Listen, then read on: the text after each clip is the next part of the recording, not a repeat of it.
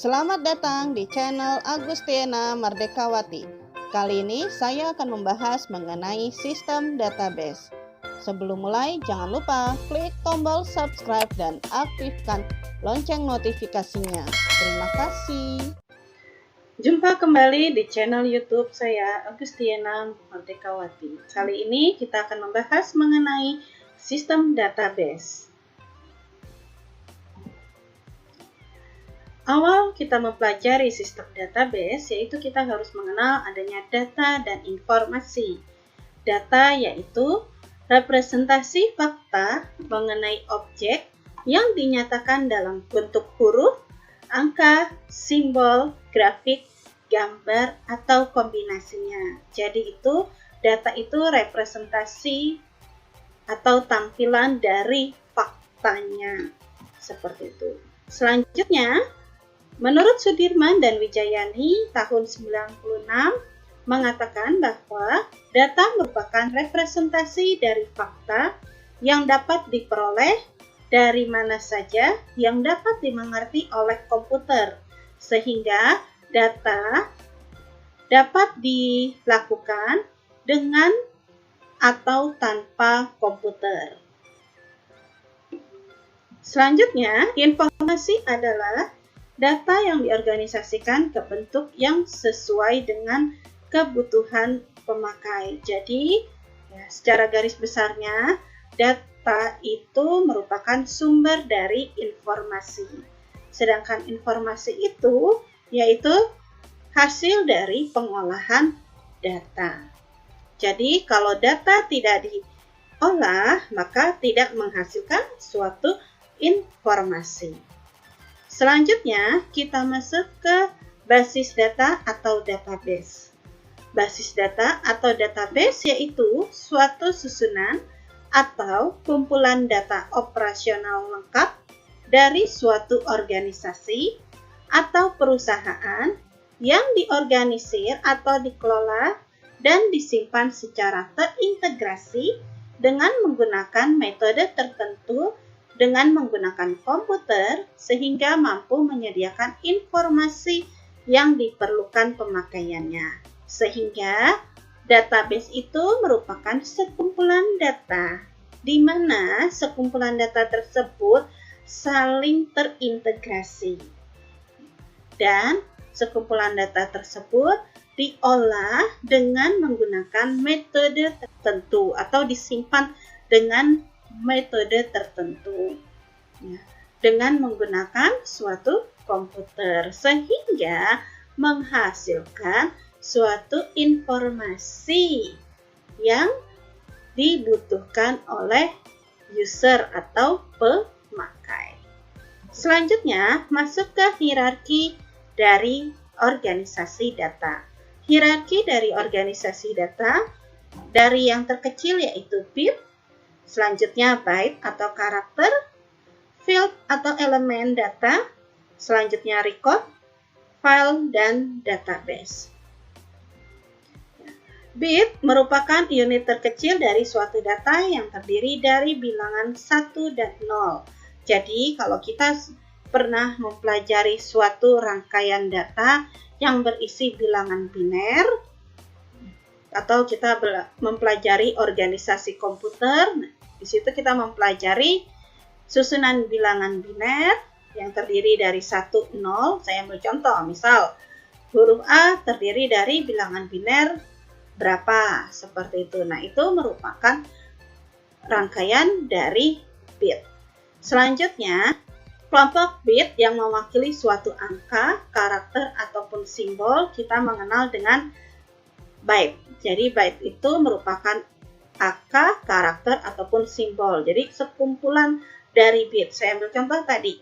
Dari bilangan biner, misalnya 1101 itu merupakan A. Berarti A itu merupakan byte. Karena apa? A itu merupakan kelompok atau susunan dari beberapa bit atau bilangan biner. Selanjutnya kita masuk ke kumpulan dari beberapa byte, kita kenal dengan field. Jadi saya ambil contoh. Tadi kalau byte itu kan terdiri dari angka, karakter ataupun simbol. Saya ambil contoh misalnya terdiri dari karakter. Misalnya huruf B, S, I. Berarti kumpulan dari BSI itulah yang dikatakan field. Atau misalnya kumpulan dari kata karakter itu, misalnya saya ambil contoh dosen. Berarti itu yang dikatakan field. Karena apa? Kumpulan dari beberapa karakter. Ada huruf D, ada huruf O, S, E, dan N. Selanjutnya, kumpulan dari beberapa field itu menghasilkan suatu record, ya, atau baris. Jadi kumpulan dari beberapa field, contohnya tadi ada fieldnya misalnya dosen. Saya ambil contoh, isi dari dosennya Tari, Bella. Ya, satu baris field itu disebut dengan record. Selanjutnya, sekumpulan record, banyaknya record, jadi banyaknya baris, ini akan membentuk suatu file. Selanjutnya kita masuk ke sumber data. Sumber data terdiri dari entity atau entitas, atribut, nilai data, elemen data kunci. Entity yaitu kumpulan dari kesatuan yang memiliki karakteristik yang sama. Jadi entitas itu sekumpulan data yang memiliki karakteristik yang sama. Karakteristik itu yaitu merupakan ciri yang sama. Itu merupakan entitas. Saya ambil contoh, entitasnya adalah mahasiswa. Berarti mahasiswa tersebut kan mempunyai ciri atau karakteristik yang sama. Ya. Seperti contoh, untuk karakteristik itu dikenal atau disebut dengan atribut. Jadi atribut itu ciri dari entitas. Itu yang dikatakan atribut. Ciri dari entitas apa saja? Untuk atributnya, berarti atributnya ada tadi name, nama, alamat, seperti itu. Jadi itu atribut dari entitas mahasiswa. Selanjutnya nilai data. Nilai data itu adalah data atau informasi yang ada di dalam elemen data. Saya ambil contoh, tadi atributnya ada nama. Berarti nilai datanya adalah contoh Bella, seperti itu. Nah, Bella itulah yang dikatakan nilai data. Selanjutnya, masuk ke elemen data kunci. Elemen data kunci ini yaitu dalam bahasa yang lain disebut dengan primary key. Ya, jadi elemen data yang dijadikan kuncinya. Saya ambil contoh, misal tadi ada name, nama, alamat. Berarti elemen data dari atribut kunci yang ada di sana, yaitu atribut kuncinya yaitu name. Berarti elemen data dari name apa di situ? Misalnya 1121095. Contoh seperti itu. Itu berarti kunci dari name tersebut. Selanjutnya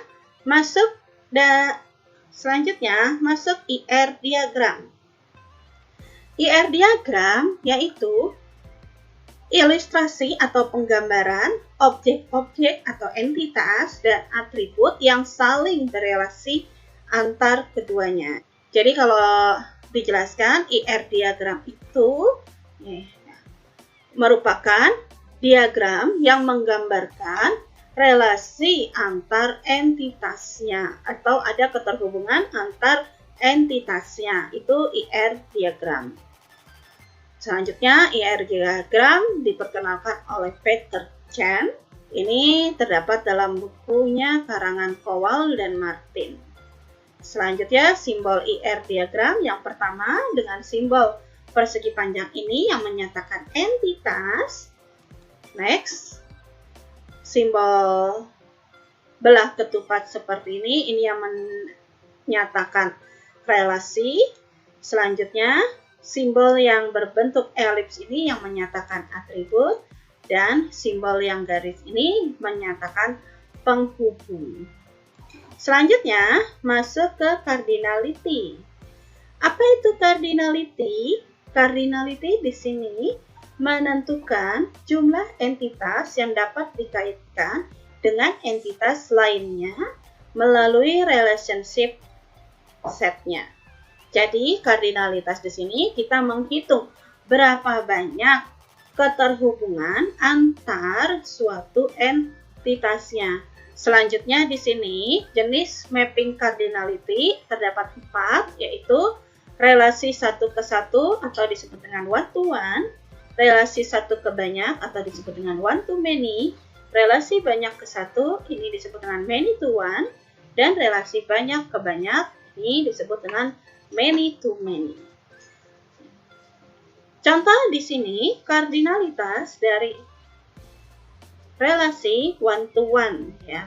Untuk one to one berarti dilambangkan dengan simbol seperti ini. Ya, atau bisa pakai huruf 1 dan di sini 1. Maksudnya bagaimana pembacaannya? Kita mencari dulu. Dosen berhubungan dengan jurusan. Berarti kan dosen memiliki jurusan. Berarti di sini kita baca satu dosen memiliki satu jurusan. Ya. Atau kita balik, satu jurusan boleh dipilih oleh satu dosen. Seperti itu. Selanjutnya, relasi one to many. Contohnya di sini, dosen dengan mata kuliah. Di sini saya tulis 1 dan di sini saya tulis M. Ya, boleh seperti itu. Jadi pembacaannya, satu dosen boleh memiliki banyak mata kuliah. Atau sebaliknya, satu dosen boleh memiliki satu mata kuliah. Karena apa? Di sini kan many. Jadi kalau many itu boleh satu atau banyak. Selanjutnya, ya, boleh dibaca banyak mata kuliah dipilih oleh satu dosen.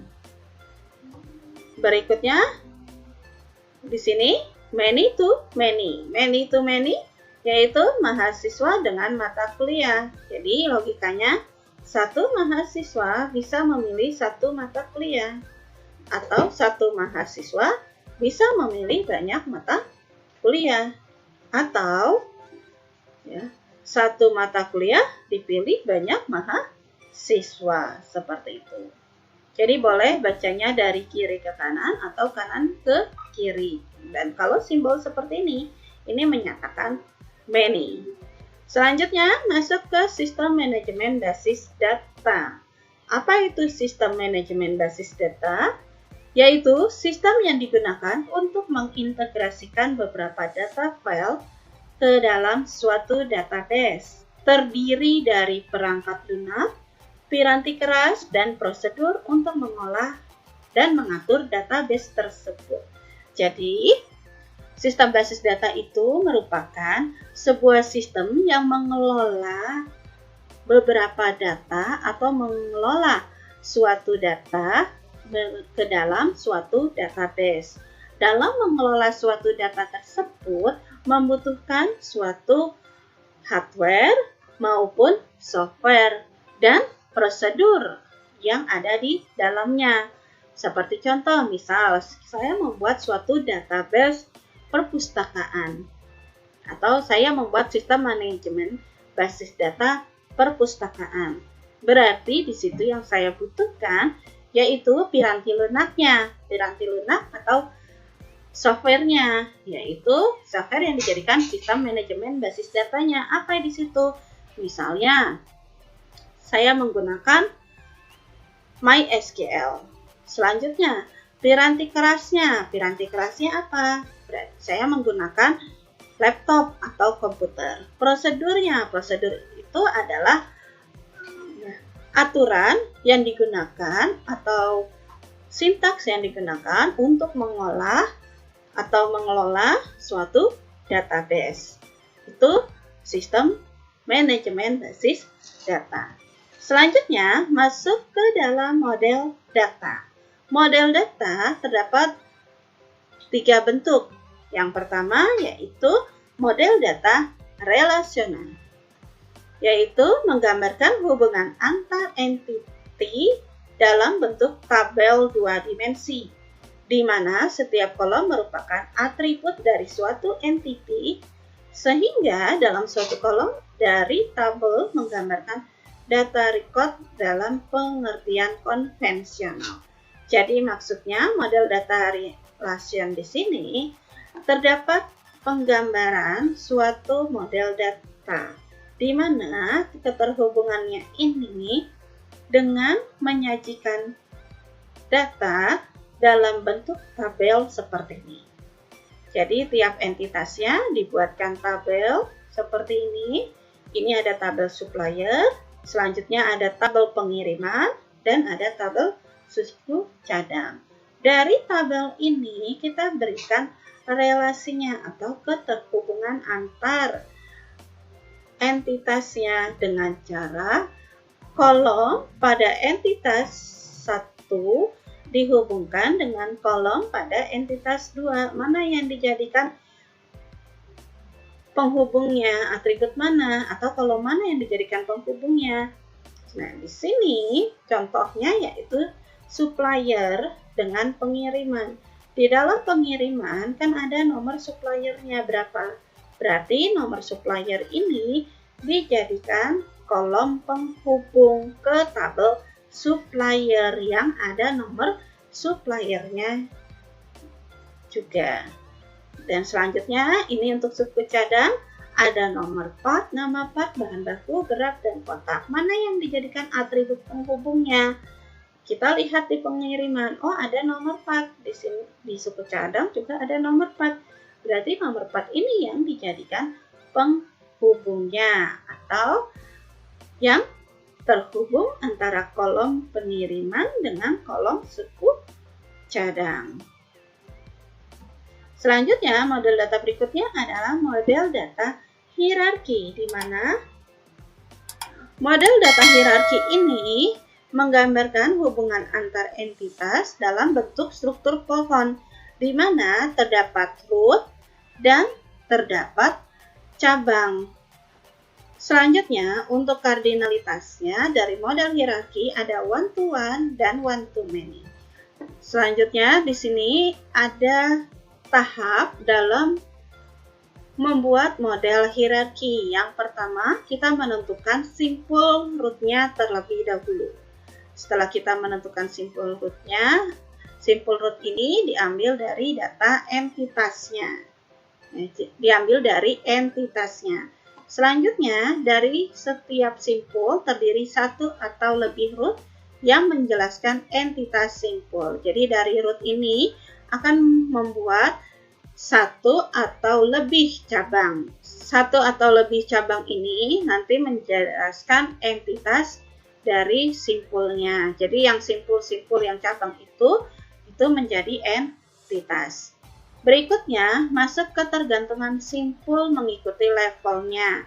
Jadi, pada saat kita belajar hierarki atau pohon, kan ada level. Nah, level ini menjadikan suatu simpul. Selanjutnya, setiap kejadian pada simpul level 2 harus dihubungkan dengan satu dan hanya satu kejadian pada level 1 dan seterusnya. Jadi kalau kita berada di level 2, berarti simpul yang ada di level 2 harus terhubung dengan simpul yang ada di level 1. Berikutnya juga simpul yang ada di level 3 akan terhubung dengan simpul yang level 2. Berikut tahap yang kelima, setiap simpul orang tua dapat mempunyai satu simpul anak atau beberapa simpul anak. Jadi yang orang tua itu mana? Orang tua itu yaitu sebagai atasnya dari anak atau atasnya dari cabang. Jadi setiap satu simpul itu boleh memiliki satu atau lebih dari cabang. Selanjutnya, simpul atau kecuali root harus selalu diakses melalui simpul orang tuanya. Jadi simpul orang tua itu harus, jadi kalau kita mau masuk ke simpul 2 berarti harus melalui simpul 1 dulu. Nah, jadi simpul 1 itulah yang dijadikan simpul orang tua, dan simpul 2 itu menjadi simpul anak. Selanjutnya, dapat terjadi beberapa kejadian dari masing-masing simpul pada setiap levelnya. Berikut ini contoh dari model hierarki. Jadi contohnya di sini ada parent, ini yang dikatakan orang tua, sedangkan cabangnya ini BCD ini adalah child-nya atau anaknya. Selanjutnya dari hierarki ini, A ini dijadikan root. Jadi kalau dikatakan parent, A merupakan parent dari child B, C, D.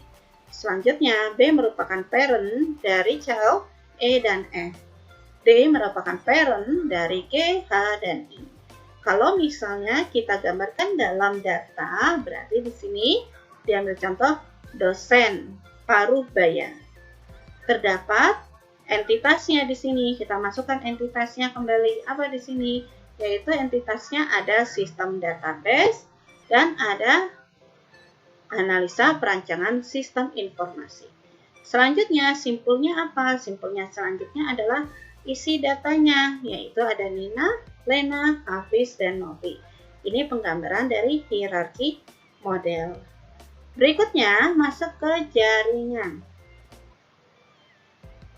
Untuk model jaringan di sini, satu blok di sini menggambarkan entitas atau jenis record yang terdiri dari 0, 1, atau lebih atribut. Jadi dalam satu simpul bisa terdiri dari 1 atau lebih atribut atau tidak sama sekali memiliki atribut.